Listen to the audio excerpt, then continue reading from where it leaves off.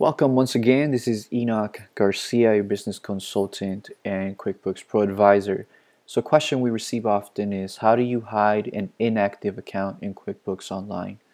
The truth is that you can't hide an inactive account.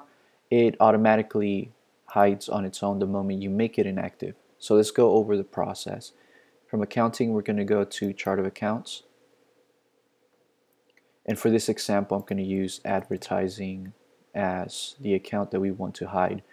So once you typed in or found it in the list, you can go to the drop down and hit make inactive.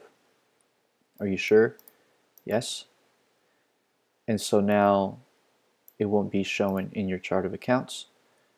If you go to the gear icon here, you can include inactive accounts and it'll show you which accounts have been made inactive, and it'll show delete. If you made an error and it was an accident, it wasn't the right account, you can simply hit make active again. But remember, you will have to show inactive accounts so that you can see which ones are inactive and make the ones that you want active once again.